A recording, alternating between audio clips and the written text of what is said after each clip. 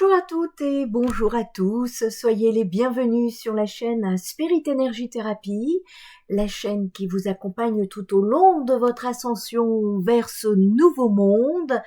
Pour les nouveaux arrivants, bienvenue à toutes et à tous. Je me présente, je suis Nanou. Je suis médium, cartomancienne, énergéticienne. Je suis également psychopraticienne et auteure du livre Michael Jackson, Changeons le monde, paru aux éditions Edilivre en 2017. Ici, pour votre ascension, nous allons parler de votre enfant intérieur, se reconnecter et réparer l'enfant intérieur pour aligner son âme et son incarnation. Lorsque nous avançons dans notre vie adulte, nous portons tous en nous une partie plus vulnérable, plus spontanée, plus sensible, notre enfant intérieur. Pourtant, au fil des expériences, des blessures, des exigences de la société, nous avons souvent appris à le faire taire, à l'enfermer, parfois même à l'oublier. Aujourd'hui, nous allons explorer de façon complète pourquoi il est essentiel de se reconnecter, de réparer cette dimension intérieure, non pas comme un retour en arrière, mais comme un chemin de réconciliation et d'unité avec soi-même. Et je vais vous décortiquer tout cela sur un plan spirituel, un plan énergétique et un plan également psychologique, parce que, bien évidemment, vous commencez à le savoir, tout est lié, tout est interconnecté. Que nous en soyons conscients ou non, cet enfant intérieur influence nos choix, nos réactions, nos relations. Se reconnecter à lui, c'est donc toucher à la racine de notre bien-être et de notre évolution personnelle. Avant toute chose, il est important de comprendre qui est l'enfant intérieur. Et oui, c'est important d'avoir les connaissances. Chez Spirit Energy Therapy, en tout cas, on a à cœur à vous apporter toutes ces connaissances, qu'elles soient spirituelles, énergétiques ou psychologiques. Nous avons tous entendu parler à un moment ou à un autre de ce qu'on appelle l'enfant intérieur. Mais qu'est-ce que cela signifie réellement ? Loin d'être une métaphore abstraite, c'est une réalité psychologique, énergétique et émotionnelle qui influence profondément notre manière d'aimer, de réagir, de communiquer et même de réussir nos projets. Comprendre son enfant intérieur, c'est aller à la rencontre de cette part sensible, spontanée, parfois blessée, que nous portons encore en nous, souvent à notre insu. Le terme enfant intérieur trouve ses origines dans plusieurs courants de la psychologie et de la psychothérapie. D'abord, Carl Gustav Jung, qui est lui psychanalyste suisse, parlait de l'enfant divin dans ses archétypes. Pour lui, l'enfant intérieur représentait la part créative, spontanée, capable de régénération et d'émerveillement. Il voyait cet enfant comme une force vitale qui, si elle est reconnue, permet la guérison et l'individuation. Plus tard, des thérapeutes comme John Bradshaw ont popularisé la notion dans les années 1980-1990. Bradshaw expliquait que l'enfant intérieur est la partie de nous qui a enregistré toutes nos expériences précoces, positives comme douloureuses, et qui influencent notre manière d'être adulte. Dans d'autres approches thérapeutiques comme l'analyse transactionnelle d'Eric Berne, qui distingue aussi les états du moi, parent, adulte, enfant. L'état enfant regroupe nos émotions, nos désirs et nos blessures. En résumé, le concept d'enfant intérieur n'est pas seulement une belle image, il s'appuie sur des décennies de recherche psychologique qui affirment que notre passé émotionnel continue à agir sur notre présent. Il y a des blessures que l'on appelle des blessures fondamentales de l'enfance, dont l'auteure québécoise Lise Bourbeau a largement contribué à diffuser l'idée que beaucoup de nos blocages viennent des blessures originelles vécues dans l'enfance. Elle en distingue 5. Le premier, c'est le rejet de l'enfant qui a le sentiment de ne pas être désiré ou accueilli tel qu'il est. Plus tard, l'adulte peut développer une peur de l'intimité et une tendance à se couper des autres pour ne pas souffrir. Ensuite, l'abandon, qui est que l'enfant se sent laissé de côté, non soutenu, et dont à l'âge adulte créera souvent une dépendance affective et une peur panique de la solitude. Troisièmement, l'humiliation. L'enfant est rabaissé, ridiculisé, jugé, et l'adulte en porte encore la trace à travers une faible estime de soi et une difficulté à s'affirmer. Ensuite, la trahison. L'enfant vit une perte de confiance lorsqu'une promesse n'est pas tenue ou lorsqu'elle se sent manipulée, et cela engendre souvent plus tard le besoin de contrôler et une grande méfiance envers autrui. Et enfin, l'injustice. L'enfant perçoit un manque d'équité, d'écoute ou de reconnaissance. À l'âge adulte, il devient perfectionniste, rigide et a du mal à exprimer ses émotions. Ces blessures ne sont bien évidemment pas des condamnations, elles sont des empreintes émotionnelles. Les reconnaître est déjà une première étape vers la guérison. L'enfant intérieur est comme une mémoire émotionnelle et inconsciente. Oui, l'enfant intérieur peut être vu comme une mémoire émotionnelle vivante. Chaque situation marquante vécue dans l'enfance laisse une trace dans l'inconscient. Ces souvenirs ne sont pas seulement cognitifs, ils sont émotionnels. Ainsi, un simple ton de voix, une attitude ou même une situation neutre peut réveiller en nous une réaction démesurée parce qu'elle réactive une mémoire enfouie. Par exemple, un collègue qui ne répond pas à un message peut réveiller inconsciemment une blessure d'abandon. Une critique au travail peut réactiver une humiliation vécue dans l'enfance. C'est pourquoi nous disons que l'enfant intérieur n'est jamais loin. Il est cette part de nous qui réagit avec les émotions d'hier.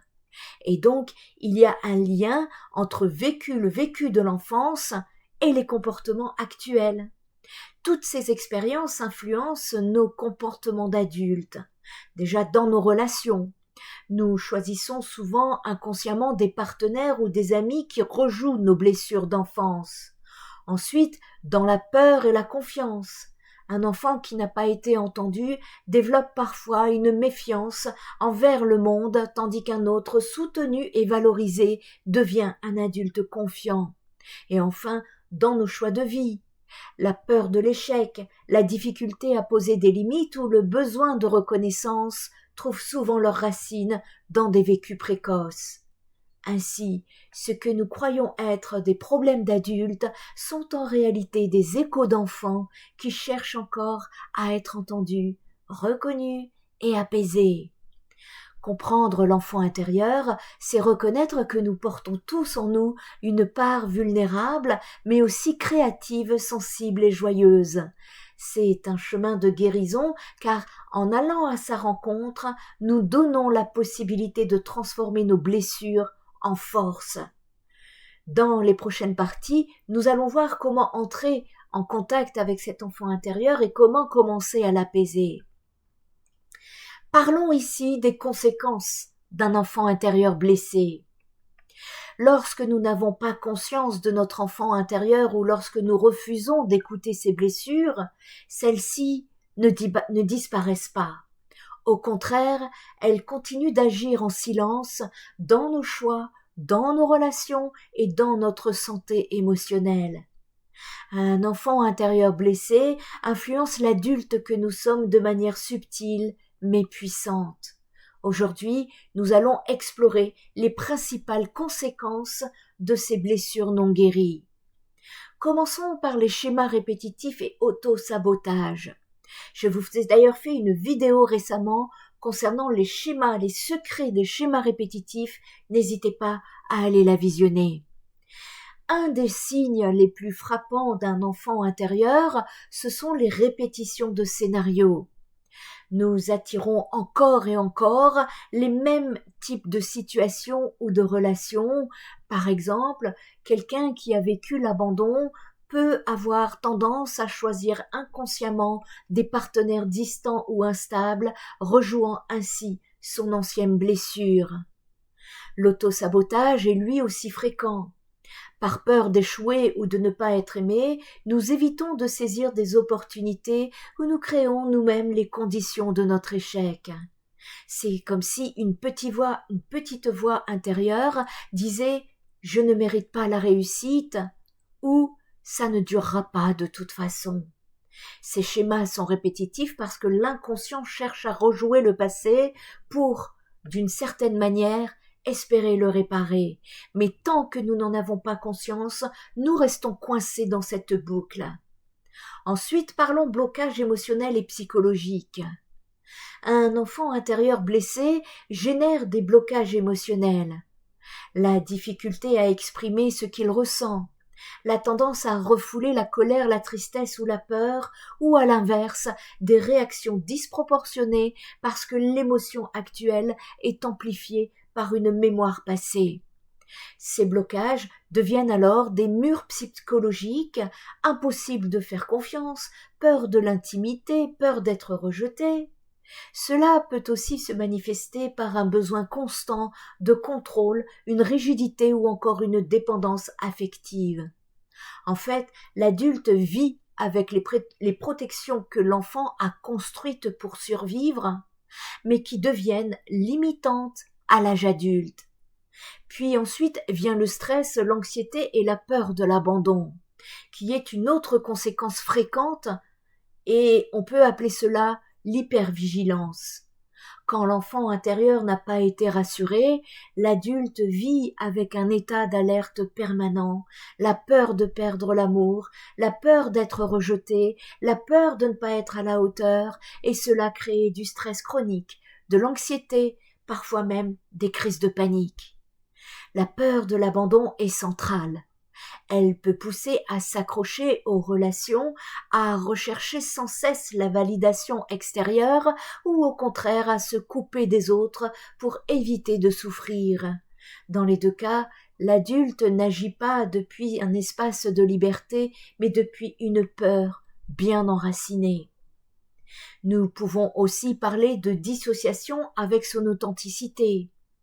Lorsque nous avons été blessés, enfants, nous avons appris à nous adapter pour survivre. Nous avons mis en place des masques, être fort, être sage, performant, drôle, selon ce qui nous permettrait d'être acceptés.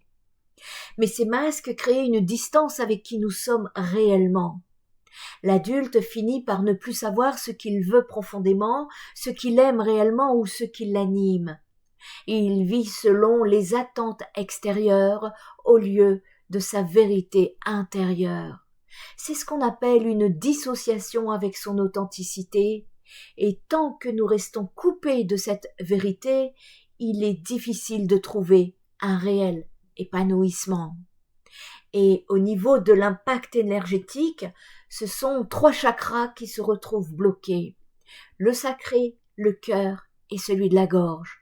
Et oui, au-delà de la psychologie, les blessures de l'enfant intérieur se reflètent aussi sur le plan énergétique.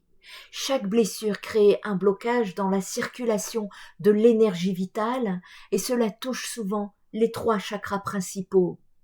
Le chakra sacré est situé dans le bas-ventre qui est lié aux émotions, à la créativité, au plaisir.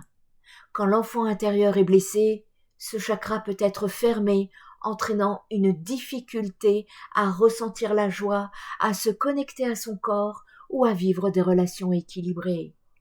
Pour le chakra du cœur qui est situé au centre de la poitrine, il est le siège de l'amour et de la compassion. Les blessures d'abandon ou de rejet peuvent créer une fermeture du cœur, générant une difficulté à aimer ou à recevoir l'amour pleinement. Le chakra de la gorge, lui, qui est lié à la communication et à l'expression de soi, si enfant, nous n'avons pas eu le droit de dire ce que nous ressentions, eh bien ce chakra peut être bloqué, rendant l'expression authentique difficile, voire douloureuse. Un enfant intérieur blessé se ressent donc dans le corps et dans l'énergie. Ce n'est pas seulement un problème psychologique, c'est une empreinte globale qui touche le mental, l'émotionnel et le spirituel. Un enfant intérieur blessé n'est pas un ennemi, mais un messager. Ces blessures nous parlent à travers nos répétitions, nos blocages, nos peurs et même nos tensions énergétiques. En prendre conscience, c'est déjà commencer le chemin de la guérison, car derrière la douleur se trouve une immense capacité de transformation, de créativité et de joie retrouvée. Nous allons plus pleinement ici nous consacrer à la dimension énergétique de l'enfant intérieur. Jusqu'ici, nous avons exploré l'enfant intérieur à travers ses racines psychologiques et les conséquences de ses blessures. Mais au-delà du mental et de ses émotions, il existe aussi une réalité énergétique de l'enfant intérieur. Nous ne sommes pas seulement un corps physique, nous sommes un champ vibratoire, un corps subtil traversé par des flux d'énergie. Et cet enfant intérieur vit aussi dans cet espace invisible sous forme de mémoire, de vibration et parfois de blocage. L'enfant intérieur est comme une vibration logée dans le corps subtil. Pour que chaque expérience vécue laisse une trace énergétique dans notre sens subtil, les moments de joie, d'amour, d'émerveillement qui nourrissent une vibration élevée, mais les blessures, elles, qui s'inscrivent comme des empreintes vibratoires plus denses, plus lourdes.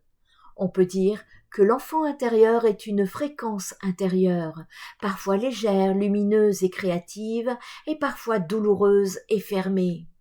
C'est pourquoi, même sans y penser consciemment, certaines situations réveillent en nous des émotions intenses. Elles activent cette fréquence logée dans le corps subtil. La mémoire cellulaire et les empreintes émotionnelles ont une histoire à raconter. Nos cellules ne retiennent pas seulement des informations biologiques, elles portent aussi une mémoire émotionnelle. Une peur vécue à l'âge de 5 ans peut rester inscrite comme une empreinte dans la mémoire cellulaire. Ces empreintes forment comme des programmes inconscients qui orientent nos réactions et nos comportements d'adultes. On parle ici de la mémoire cellulaire qui explique pourquoi une simple odeur, un son ou une attitude peut réveiller une émotion profonde, parfois disproportionnée.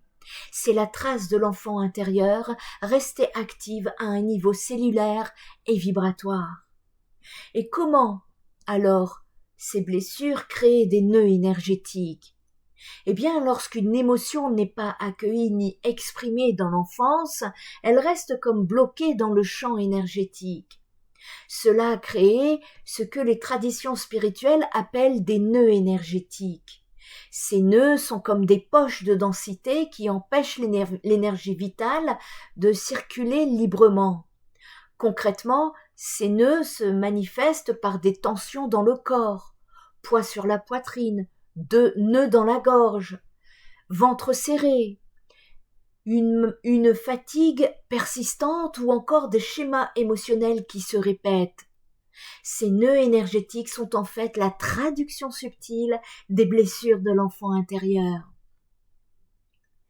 Vous pouvez vous reconnecter par la respiration, la visualisation ou la méditation. La bonne nouvelle, c'est que ces blocages peuvent tout à fait être libérés. 3 pratiques simples ici, mais puissantes, qui permettront de réactiver la connexion à l'enfant intérieur. Premièrement, la respiration consciente. Respirez profondément, dans le ventre et dans le cœur, et cela aide à dissoudre les tensions et à ramener une circulation fluide de l'énergie. Deuxièmement, la visualisation. Imaginez son enfant intérieur, le voir dans un lieu sécurisant, lui parler, lui tendre la main. Cela crée un pont énergétique entre l'adulte et la mémoire blessée. Troisièmement, la méditation. En cultivant le silence intérieur, nous permettons à ces mémoires enfouies de remonter doucement pour être accueillies et intégrées. Ces pratiques ne sont pas seulement psychologiques, elles ont un effet concret sur notre vibration, sur notre champ énergétique. Il y a un lien avec la guérison des chakras racines sacrés et du cœur. Les blessures de l'enfant intérieur touchent donc souvent 3 chakras principaux. Chakra racine qui représente la sécurité, l'ancrage, le sentiment d'appartenance. Quand l'enfant a manqué de stabilité ou a vécu du rejet, ce chakra peut être affaibli. Pour le chakra sacré, lui, il est lié aux émotions, au plaisir et à la créativité. Les mémoires d'humiliation ou de culpabilité y laissent souvent une empreinte. Pour le chakra du cœur, lui donc, qui est le siège de l'amour et de la compassion, et dont les blessures d'abandon ou de trahison créent une fermeture, empêchant l'amour de circuler librement. En travaillant avec l'enfant intérieur, nous ne faisons pas qu'apaiser notre mental, nous réharmonisons nos chakras, nous libérons l'énergie bloquée et nous réouvrons la circulation vitale qui nourrit le corps et l'âme. La dimension énergétique de l'enfant intérieur nous rappelle que nous sommes des êtres vibratoires et nos blessures ne sont pas seulement des souvenirs, ce sont des empreintes vivantes inscrites dans nos cellules et dans notre champ énergétique. En nous reconnectant à notre respiration, à la visualisation et à la méditation, nous commençons à dénouer ces blocages et à rouvrir la voie de la guérison. L'enfant intérieur n'est pas seulement une mémoire, il est une énergie et en l'accueillant, nous libérons notre lumière profonde. Prenons maintenant la dimension spirituelle de votre enfant intérieur. Après avoir exploré l'enfant intérieur sous l'angle psychologique et énergétique, il est également essentiel d'ouvrir une autre porte, la dimension spirituelle, pour que la guérison soit complète. Car l'enfant intérieur n'est pas seulement une mémoire blessée à guérir, il est aussi et surtout une part intacte de notre âme, une parcelle de notre pureté et de lumière qui n'a jamais été touchée par les blessures de la vie.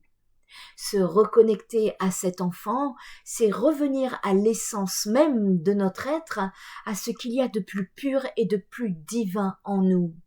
L'enfant est une partie pure de l'âme intacte.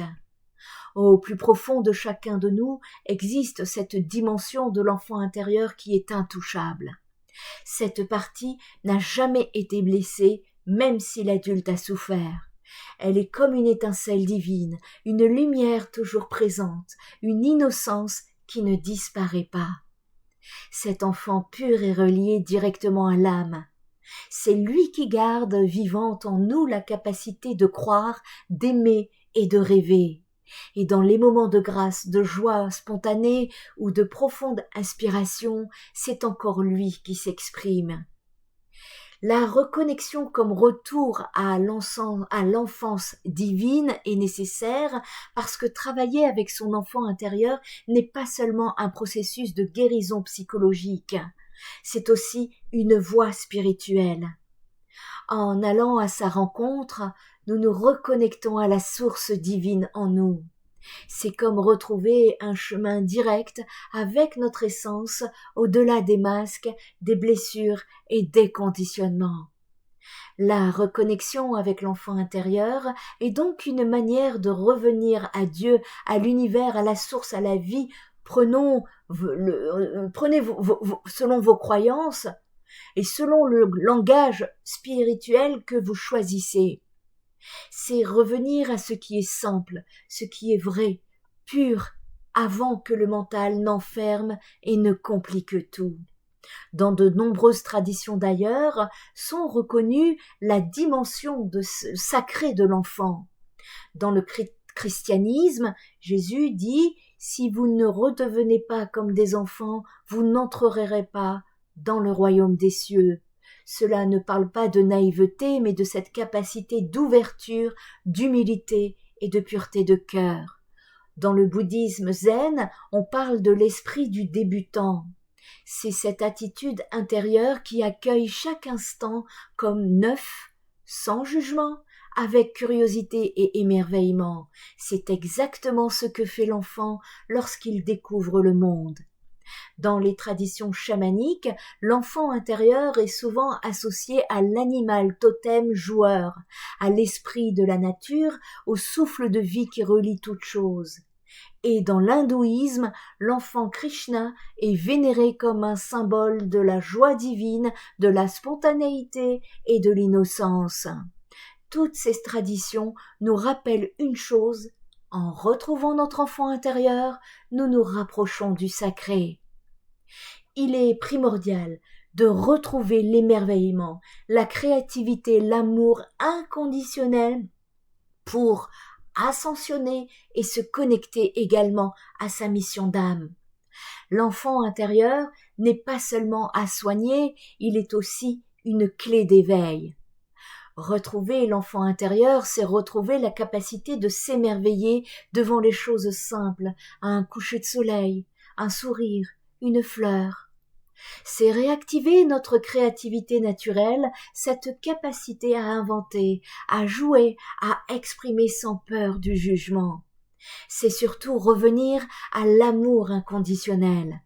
L'enfant, avant d'être blessé, aime naturellement, sans calcul, sans attente.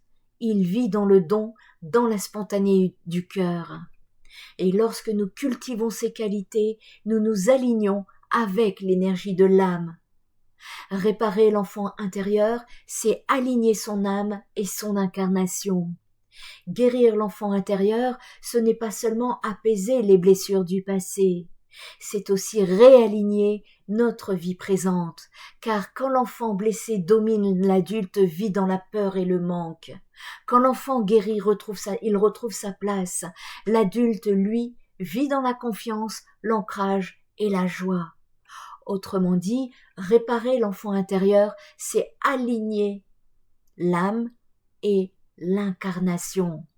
C'est permettre à notre essence spirituelle, lumineuse et éternelle, de s'exprimer pleinement dans notre vie quotidienne, dans notre corps, dans nos relations. C'est là que réside la véritable transformation, non pas devenir quelqu'un d'autre, mais redevenir pleinement soi-même, dans son humanité et dans sa divinité réunie. La dimension spirituelle de l'enfant intérieur nous rappelle que derrière les blessures, il existe une part de nous, toujours intacte, toujours pure, toujours reliée au divin. Retrouver cet enfant, c'est retrouver le chemin du cœur, de l'âme et de l'amour inconditionnel. C'est redevenir simple, authentique et lumineux. Et en honorant cet enfant intérieur, nous honorons en même temps la vie, l'univers et la source de toute chose. Ton enfant intérieur appelle le chemin de guérison. Après avoir compris ce qu'est l'enfant intérieur, ses blessures et sa dimension spirituelle, une question essentielle se pose. Comment guérir ? La guérison de l'enfant intérieur n'est pas un chemin linéaire ni instantané. C'est un processus fait de patience, de douceur et de constance. Plusieurs approches existent et chacune agit sur un plan différent, psychologique, énergétique et spirituel. L'important n'est pas de tout faire, mais de trouver ce qui résonne le plus en vous. N'oubliez pas qu'il n'y a pas qu'une seule vérité sur terre, tous les chemins mènent au divin et qu'il est nécessaire de suivre celui qui appelle ton âme. Le premier chemin de guérison peut passer par les chemins psychologiques. Sur le plan psychologique, plusieurs pratiques sont reconnues efficaces. Vous avez les thérapies, qu'elles soient cognitives, psychanalytiques, systémiques ou humanistes, elles offrent un espace pour revisiter les blessures d'enfance, les comprendre, les conscientiser, les accepter, lâcher prise, se libérer. En tout cas, c'est ce que je propose dans mes thérapies où en tant que psychopraticienne spirituelle, je prends en compte le côté spirituel, bien évidemment, psychologique et énergétique. Et Cela vous offre un espace pour donc revisiter les blessures d'enfance, les comprendre et les intégrer. Et si vous ressentez le besoin d'un soutien ou d'un travail psychothérapeutique, vous pouvez trouver toutes les informations sur mon site internet spiritenergytherapy.fr. Vous avez également le travail de l'Inner Child Work, parce que ici, je trouve que les États-Unis sont très en avance. Excusez-moi, je bouge, vous devez entendre une différence dans le son. L'Inner Child Work est un travail littéralement de la profondeur du travail avec l'enfant intérieur. En fait, il s'agit de dialoguer avec cette part de soi à travers l'écriture, l'imagination guidée ou des exercices de thérapie. Vous avez également le reparenting, c'est l'acte de se reparentaliser. Concrètement, il s'agit de donner à son enfant intérieur ce qu'il n'a pas reçu à l'époque, de l'amour, de la sécurité, de la validation. Cela peut se traduire par des phrases simples que l'on se répète, du style « Je suis là pour toi, tu es en sécurité, je t'aime tel que tu es ». Si ton âme vibre pour l'Inner Child Work, alors tu trouveras un article de mon blog sous cette vidéo qui te conduira à des clés de reconnexion et de reconstruction de ton enfant intérieur. Ces pratiques aident à reconstruire une base intérieure plus solide et aimante.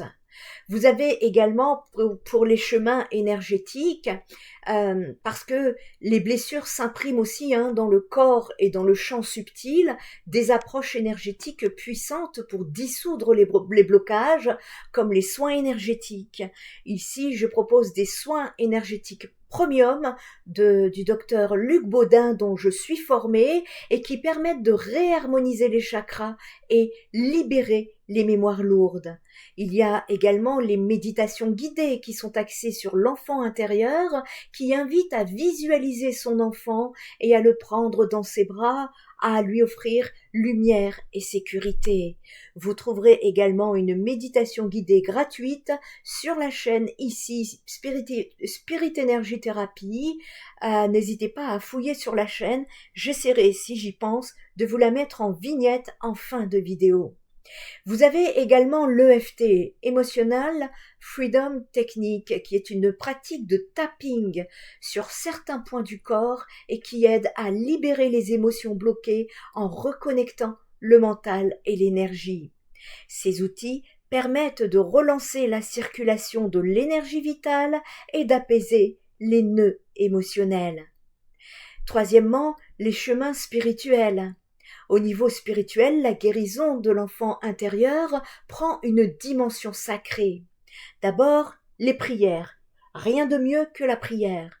Parler à Dieu, à l'univers ou à une force supérieure pour demander guidance et guérison de son enfant intérieur.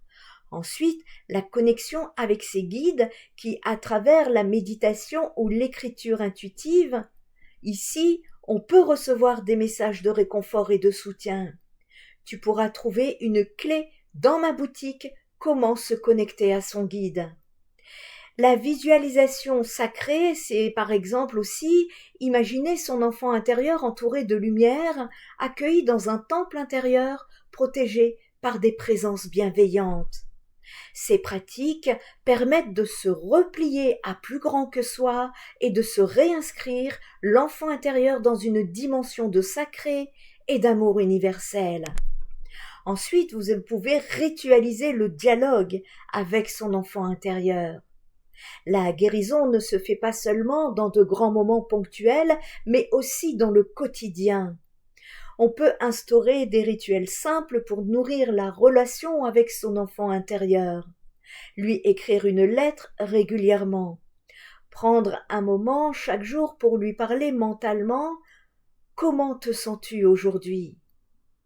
Créer un espace sacré, un petit coin avec une photo de soi enfant, une bougie, un objet symbolique. Ces gestes simples renforce la continuité du lien et donne à l'enfant intérieur la place qu'il mérite. Il m'est déjà arrivé d'avoir des patients qui refusent le travail d'écrire à son enfant intérieur. Et ça, c'est un signe évident que l'enfant est refermé, replié sur lui-même. Et puis également, prenez conscience de l'importance de l'autocompassion et du pardon. Parce que dans toute guérison, il y a deux clés fondamentales qu'il ne faut pas oublier. L'autocompassion qui est d'apprendre à se traiter avec douceur, à ne plus se juger, à reconnaître que nos réactions d'adultes blessés viennent d'un enfant qui a manqué d'amour ou de sécurité.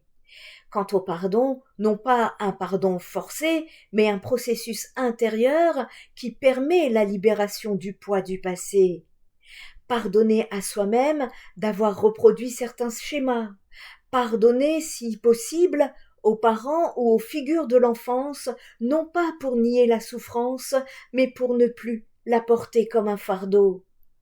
L'autocompassion et le pardon ne sont pas des étapes finales, ce sont des attitudes à cultiver tout au long du chemin de guérison. Guérir son enfant intérieur, c'est s'engager dans un chemin de réconciliation avec soi-même, à tous les niveaux, psychologique, énergétique et spirituel, pour que votre guérison soit complète et définitive. C'est offrir à l'enfant blessé ce qu'il n'a pas reçu, c'est l'accueillir, le rassurer, l'aimer jusqu'à ce qu'il retrouve confiance et lumière. En ce faisant, nous redevenons des adultes plus libres, plus alignés, plus capables d'aimer pleinement.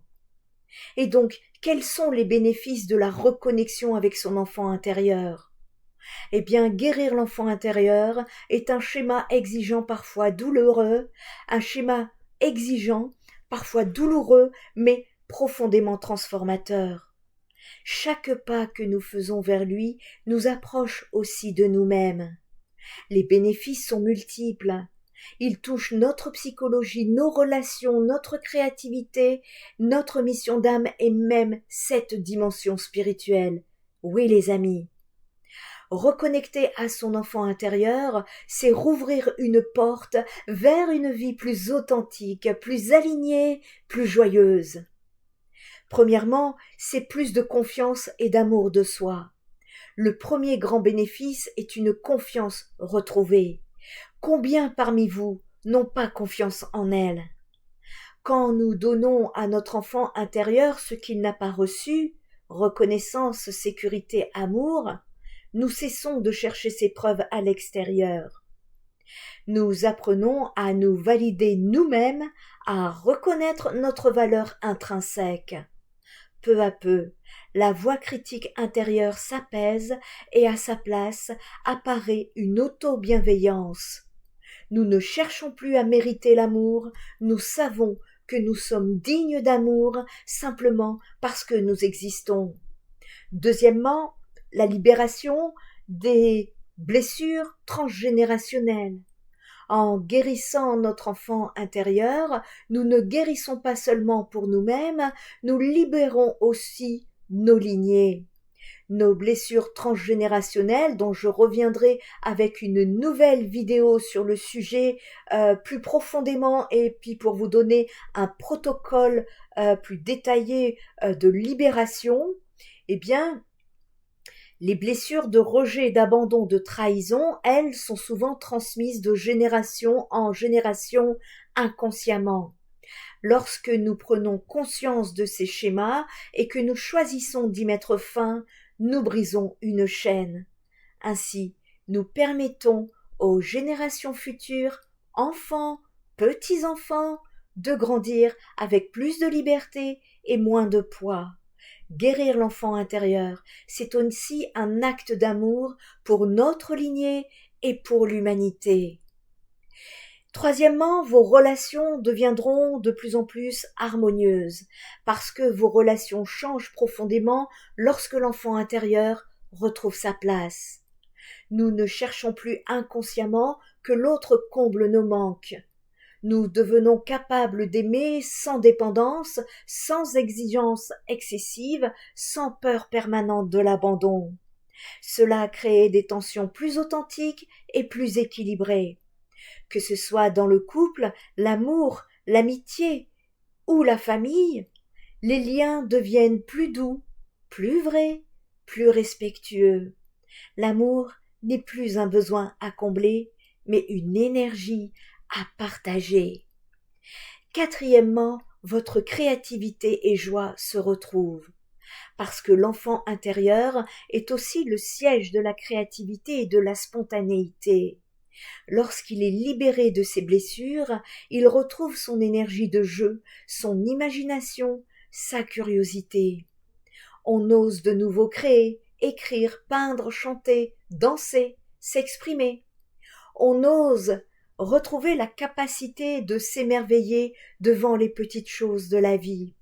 Et cette joie simple, qui semblait parfois perdue, revient comme une évidence. La vie devient plus légère, plus vivante, plus colorée. Et alors, cinquièmement, sujet très actuel, l'expansion spirituelle et mission de vie qui s'éclaircit.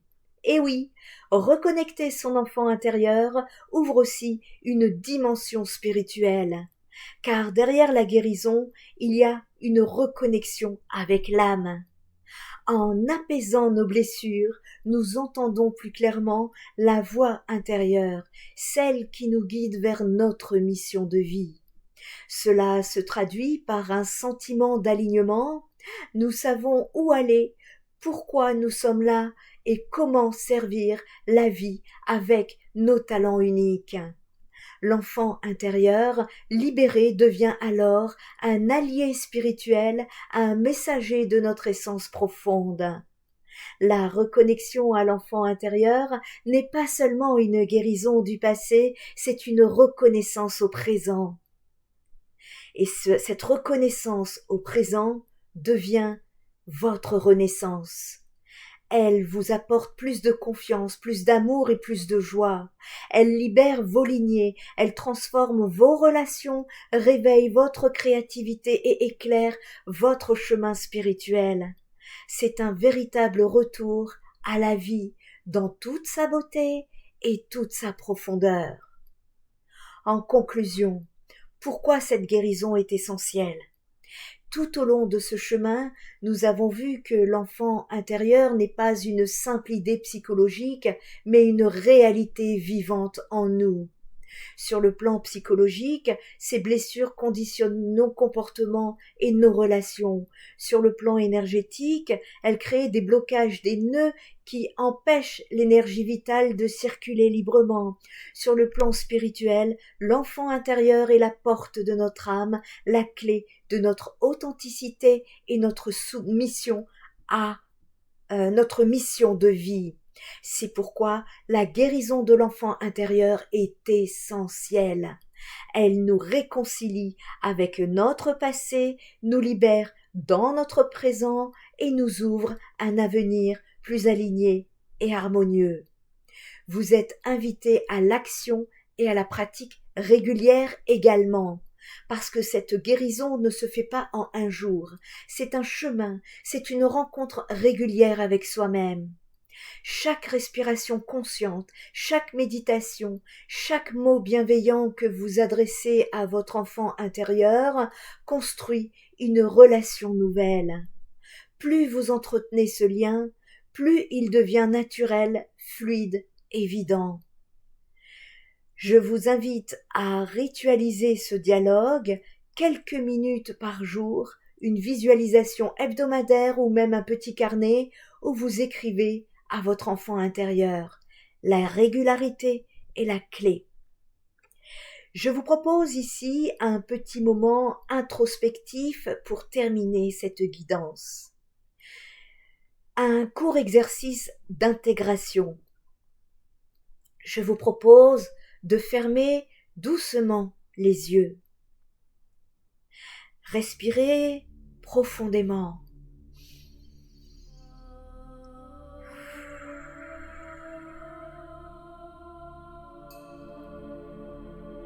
Imaginez-vous marcher dans un lieu doux, apaisant,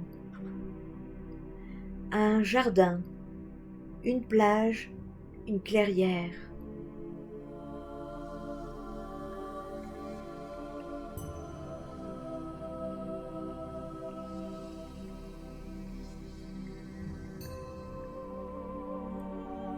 Devant vous apparaît votre enfant intérieur. Observez-le. Peut-être a-t-il 4 ans, 7 ans, 12 ans. Accueillez-le tel qu'il se présente.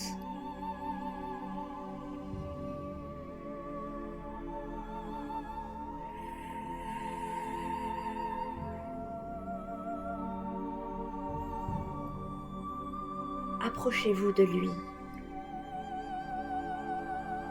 Regardez-le dans les yeux et intérieurement, dites-lui: je suis là pour toi. Tu n'es pas seul. Je t'aime tel que tu es.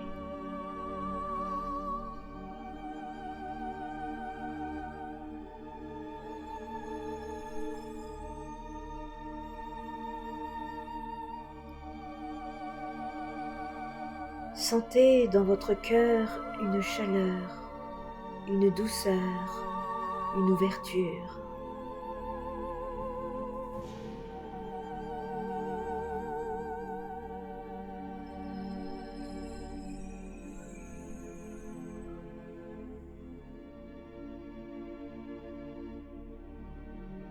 Puis lorsque vous le sentirez, remerciez cet enfant d'être venu à votre rencontre et gardez en vous cette promesse: revenir régulièrement vers lui.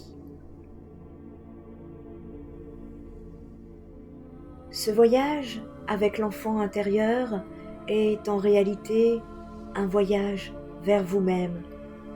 Chaque pas de guérison est un pas d'amour, un pas de lumière. En prenant soin de cet enfant, vous prenez soin de votre âme. Souvenez-vous, derrière les blessures se cache une force immense, une joie intacte, une lumière inépuisable. Alors, avancez avec confiance, avec douceur, et laissez votre enfant intérieur devenir votre plus grand allié sur le chemin de la vie. Si cette vidéo vous a inspiré, n'hésitez pas à parler de cette thérapie spirituelle qui travaille sur le plan spirituel et énergétique et également psychologique pour un travail de guérison complète de votre enfant intérieur autour de vous. Prenez bien soin de vous, prenez soin des autres et prenez soin de la planète. Spirit Energy Thérapie, ta guérison commence ici.